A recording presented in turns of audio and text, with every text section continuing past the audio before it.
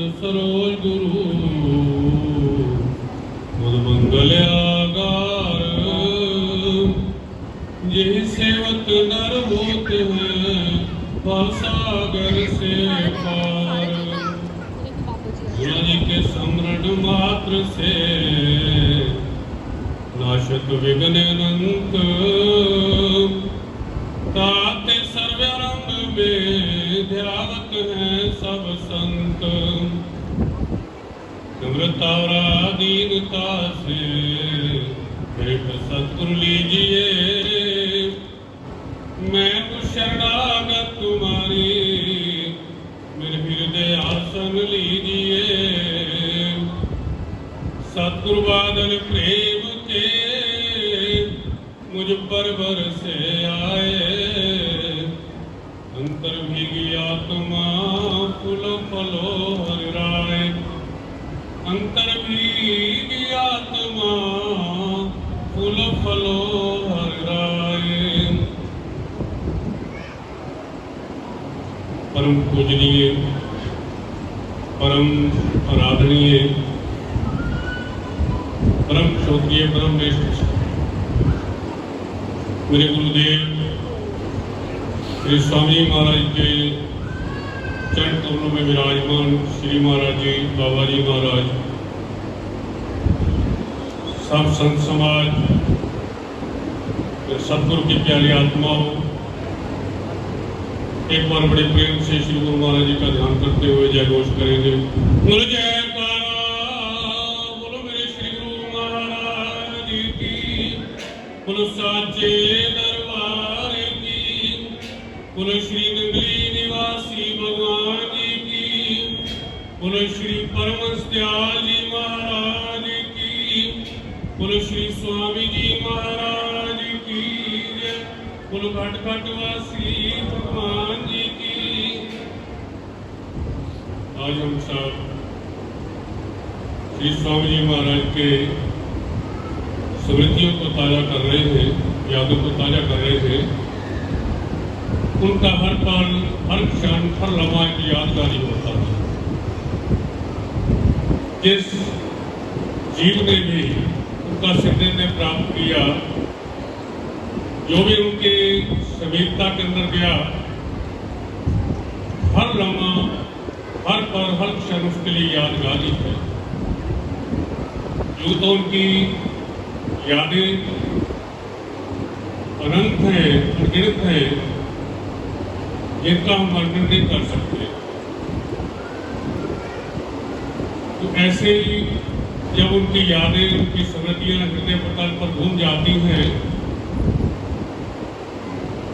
तो कोई ना कोई याद, उनसे जुड़ी हुई याद आ जाती है। एक बार की बात है, श्री नगरी दरबार के जितने भी ट्रस्टी थे, श्री स्वामी महाराज के पास जहाँ कुरुक्षेत्र के अंदर आए, कोई मीटिंग थी, कुरुक्षेत्र के अंदर मीटिंग रखी गई,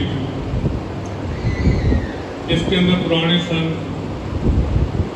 सतगुरु नगर वाले बड़े महाराज जी दोनों, स्वामी विवेकानंद जी, स्वामी गुरु प्रेमानंद जी, स्वामी परम दयानंद जी, स्वामी वेदानंद जी, यूनियानंद जी और स्वामी ज्ञान चौधानंद जी, पुतलीधार अमृतसर वाले, वो भी एकदम शाम के वक्त यहाँ पहुँचे। किसी कारणवश जो वैशाख का भंडारा बड़ा था, श्री स्वामी महाराज की मौत थी, वो उस भंडारे पर नहीं गए थे।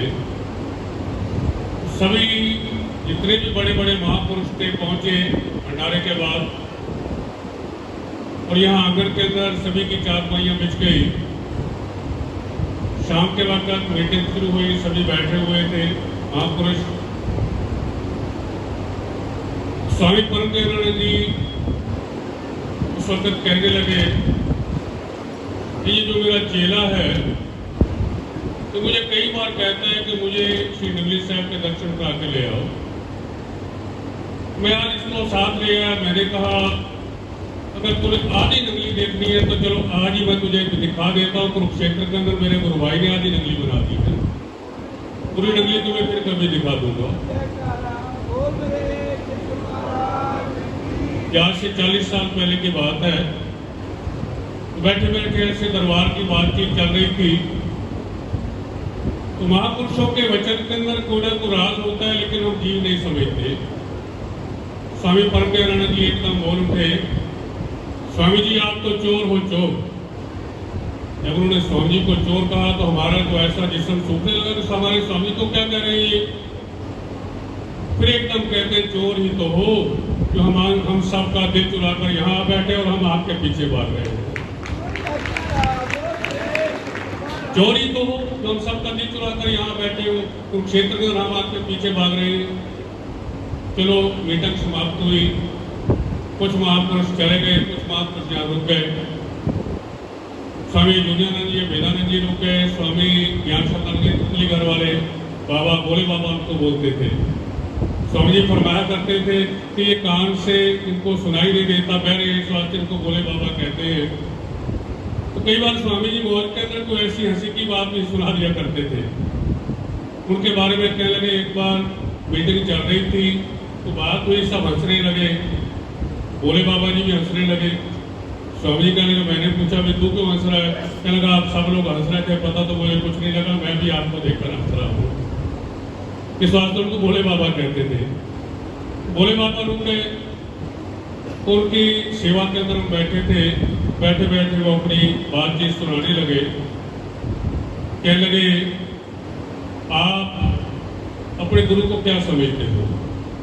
आप अपने गुरुदेव की कैसे सेवा करते हो? आप अपने गुरुदेव को भगवान ही समझा करो, क्योंकि गुरुदेव ही भगवान होता है। गुरुदेव से ऊपर बढ़कर दुनिया के अंदर कोई हस्ती नहीं है। कहते भी है, गुरु ब्रह्मा गुरु विष्णु गुरु साक्षात महेश्वरा गुरु पारब्रह्म परमात्मा तस्मै श्री गुरुवे नमः। कह तो देते हैं गुरु ब्रह्मा है, गुरु विष्णु गुरु महेश है, लेकिन फिर भी हम कभी विष्णु महेश को ढूंढने लग जाते हैं कहीं और कहीं, तो और भी होगा। असल में गुरुदेव ही सब कुछ है। उन्होंने एक शेर सुनाया बात बात के अंदर हमें। कहने शेर को याद रखना जीवन भर कि किसी ने यूं कहा मजनू से, कैश तुझे अल्लाह बुलाता है। कैश भी मजनू का नाम है। किसी ने यूं कहा मजनू से, कैश तुझे अल्लाह बुलाता है। आगे से सुनकर कैश उसे ये सुनाता है कि कैश क्यों खुदा के सामने जाए, अगर शौक मिलने का तो लहरा बन के आ जाए। अगर खुदा भी कहे कि मैं आगे हूं मुझे देख लो, तो आपका ऐसा अड़िग विश्वास अपने गुरुदेव पर होना चाहिए कि अगर तू मिलना चाहता है तो मेरे गुरुदेव के रूप के अंदर आ जा। मेरे गुरुदेव के रूप के अंदर तू दर्शन देगा तब तुझे खुदा मानता हूं। मेरे गुरुदेव ही खुदा है। जब ऐसा अड़िग विश्वास, ऐसा दृढ़ विश्वास शिष्या का अपने गुरुदेव के ऊपर हो जाता है, फिर कोई अलग बात नहीं जाती।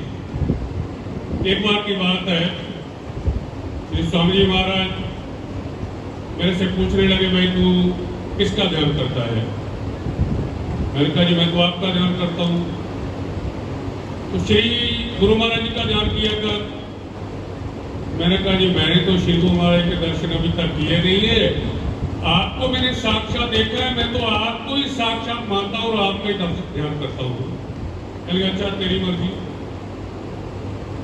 जब कभी श्री स्वामी जी महाराज मौज के अंदर होते थे,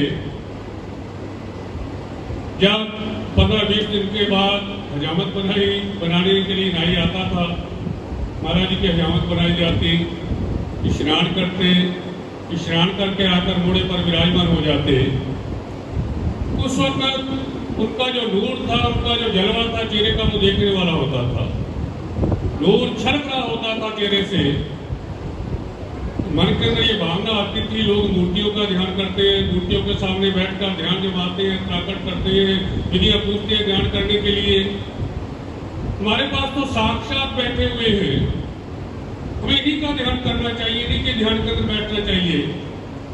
तो एक बार स्वामी जी महाराज घोड़े पर विराजमान थे, मन के भावों के द्वारा मैं सामने चटाई पर बैठ गया और महाराज जी का रूप निहारने लगा, आंखों से ध्यान करने लगा। मौज होती थी उनकी, पता नहीं फकीर की मौज कब कैसे हो जाए। मैं बड़े ध्यान से उनका दर्शन कर रहा था, देख रहा था, एकदम नाराज हो गए। क्या आगे सामने बैठ जाते थे, मेरे मुंह बैठ तकते रहते थे, मेरे मुंह देखिए क्या है, मेरे मुंह देखिए। जब दौड़ जाए तो आगे बह जाता है मेरे सामने मेरा देखने वास्ते। मैं गया, उठ खड़ा वहां से, बरामदे में आकर फिर चटाई पर बैठ गया, अपने सिर नीचे कर लिया और अंदर ही अंदर मैं रो रहा हूँ कि हम तो महाराज जी का ध्यान करते हैं, महाराज जी हमें डांट लगाते। बैठा हुआ था कि 2-4 मिनट बीते, ये पत्थर लग रहा था अंदर के अंदर, ठेकेदार पत्थर लगा रहा था प्रसादी ला। तो एक भक्त निकला, भाई वो कौन बैठा बरामदे के अंदर? क्योंकि छोटे महात्मा जी बैठे हैं।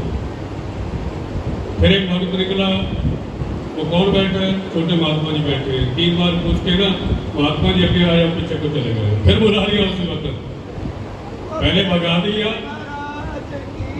महात्मा जी अगे आया, पीछे को चले गए। कहने का भाव उनकी हर पल हर क्षण एक यादगार है, जो हृदय पटल के ऊपर उनकी लीलाएं, उनकी यादें जुड़ी हुई हैं। जब भी बैठो उनको याद करो तो कोई ना कोई नई बात याद आ जाती है, कोई ना कोई नई बात हृदय के अंदर आ जाती है उनकी, जो आंखों से देखी हुई लीला है। स्वामी महाराज फरमाते हैं कि आंख एक कैमरा है, इस कैमरे से हम तस्वीर खींचते हैं, संसार की चीजों को देखते हैं। जैसे कैमरा तस्वीर उतारता है, आंख भी तस्वीर उतारती है। तो आंख से, कैमरे से खींची हुई तस्वीर दिल के पटल पर बैठ जाती है। जिससे हमारा ज्यादा लगाव होता है वही ध्यान, वही अक्ष दिल के अंदर बैठ जाता है। तो इस आंख से गुरुदेव के उस अक्ष को, गुरुदेव के उस रूप को, गुरुदेव की उस सूरत को खींचना चाहिए, उस तस्वीर को, और हृदय पटल के अंदर उसी की तस्वीर बैठनी चाहिए। जैसे कैमरे वाले फ्लैश मार देते हैं ना, जिसकी फोटो नहीं लेनी उसको फ्लैश मार देते हैं, उसको लगता है मेरी फोटो बढ़ गई। बाकी सब संसार के अंदर फ्लैश मारते रहो, और तस्वीर खींचनी है तो अपने गुरुदेव की अपने हृदय पटल के अंदर बिठा लो। फिर कैसा स्वामी महाराज फरमाते हैं, दिल के आईने में तस्वीरें याद करा, जरा गर्दन झुकाई तो देख ली। उनकी तस्वीर तो दिल के आईने के अंदर छप जानी चाहिए। कभी कहीं और भागने का पड़े, आंख बंद करें तो उसका दर्शन दीदार हम अपने अंदर कर दें। यही नुकता स्वामी महाराज ने सबको, जितने भी उनके अनुयायी, प्रेमी, भगत, संत उनकी सन्निधि के अंदर आए, बस एक ही नुकता बताया कि आप बच्चों भजन करो और सेवा करो, भजन करो और सेवा करो। अगर आप भजन करोगे, आप सेवा करोगे, भजन करते करते एक दिन ऐसी अवस्था आ जाएगी कि आपको किसी ग्रंथ को पढ़ने की जरूरत नहीं रहेगी। सारे ग्रंथ तो सुनहरी तख्तियां बन के आपके सामने आएंगे। कहने का भाव, गुरुदेव की हर बात, गुरुदेव का हर क्षण, गुरुदेव का हर पल यादगार है। पता नहीं अनगिनत जीव जो उनकी चरण क्षण के अंदर रहे, जिन्होंने उनका दर्शन दीदार किया, उनका जलवा, उनका नूर, उसका दर्शन उनका ऐसा था कि वो भूल ही नहीं सकता जी। वो हृदय से बुलाया ही नहीं जा सकता। अब उसकी बंदगी क्या रह जाती है, कैसे बंदगी करें उसकी? वे शायद कहता है, तेरी बंदगी की लज्जत कोई मेरे दिल से पूछे, तुझे याद करके रोना यही मेरी बंदगी है। तेरी बंदगी की लज्जत क्या है, तू मेरे दिल से पूछ ले कि तुझे याद करके, तेरी याद के अंदर रोते रहना, आंसू गिरते रहना प्रेम के अंदर, यही मेरी बंदगी है। यही तो सच्ची इबादत है कि उसकी याद के अंदर बैठ जाना, रोते रहना। जब भी समय मिलना, उसी की याद के अंदर बैठ जाना, उसी का हृदय के अंदर श्रवण करते रहना, उसी को अपने अंग समझना। अगर ऐसा भाव मन के अंदर आ जाए, आज भी उनकी महक, आज भी उनकी खुशबू यहाँ पर है। महसूस करने वाले उस खुशबू को, उस चीज को महसूस करते हैं। कण कण के अंदर, मिट्टी के कण कण के अंदर उनकी वो याद समाई हुई है। कहाँ बैठते थे, कहाँ से वो विश्राम करते थे, कहाँ बैठकर अपने सेवकों को उपदेश दिया करते। भाव हर जगह से, हर जरे जरे से उनकी याद जुड़ी हुई है। बात बस इतनी है, उस बात को अपने हृदय के अंदर संजोए रखना, उनके ध्यान को अपने हृदय के अंदर लगाए रखना, उनका ध्यान। जैसे हम रोज विनती के अंदर पढ़ते हैं, गुरु जी को कीजिए दंडवत, कोटि कोटि प्रणाम, कीट न जाने भृंग को गुरु कर ले आप समान।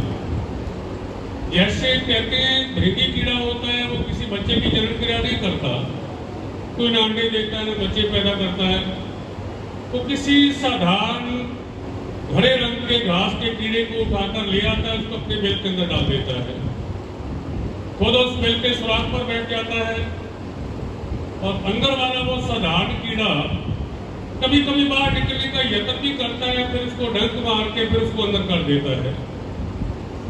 वो सुराख के ऊपर भृंगी बैठ जाता है, भृंगी भी भी की आवाज करता है, अंदर वाला कीड़ा भृंगी के रूप को देखता है, निहारता रहता है और कोई चीज उसको नजर नहीं आती, भृंगी की आवाज को सुनता रहता है। कहते हैं भृंगी की आवाज सुनते सुनते, भृंगी के रूप को निहारते निहारते, देखते देखते वो अंदर वाला साधारण कीड़ा भी भृंगी रूप हो जाता है, उसका रूप भी बदल जाता है। कीट न जाने भृंग को गुरु कर ले आप समान। ऐसे सब हम जीव साधारण जीव हैं, उस साधारण कीट की तरह है। हम गुरुदेव के ध्यान की ताकत को नहीं जानते। जब हम गुरुदेव का एकाग्र मन से ध्यान करेंगे, उनकी आवाज को सुनेंगे, स्वामी महाराज फरमाते हैं वो खुशकिस्मत है जिनको अपने पूर्ण साथ गुरुदेव की शरण मिल गई, उनको शरण को ग्रहण कर लिया, गुरुदेव ने उनको अपना लिया, वो खुशकिस्मत है। और भी खुशकिस्मत है जो गुरु के बताए हुए नुक्ते को जिन्होंने अपना लिया, मार्ग पर चल पड़े। तीसरी बात कहते हैं और भी खुशकिस्मत है जिन्होंने अपने घर के अंदर, अपने हृदय मंदिर के अंदर गुरु की उस कैबी आवाज को सुन लिया और गुरु के उस ध्यान का को अपने हृदय के अंदर बिठा लिया। और भी खुशकिस्मत है। बाप गुरुदेव ने जो हमें नुक्ता बताया, एक ही नुक्ता है, एक ही नुक्ता में सब इल्मों का राज पा लिया, कागजों का बाल सिर पर उठाए क्या जरूर। यादें तो उनकी बहुत है, जब शुरू करते हैं पता नहीं कहाँ जाके बात खत्म होगी, लंबी बातें हो जाती है। समय भी है, सभी को अपना अपना समय मिलना है, सभी को समय देना है। इस वास्ते मैं यहीं पर अपनी वाणी को विराम देते हुए समाप्ति करता हूँ। सभी बड़े मिलकर बड़े प्यार से जय घोष करेंगे। बोलो जयकारा, बोलो मेरे श्री गुरु महाराज की, बोलो साचे दरबार की, बोलो श्री स्वामी जी महाराज की, बोलो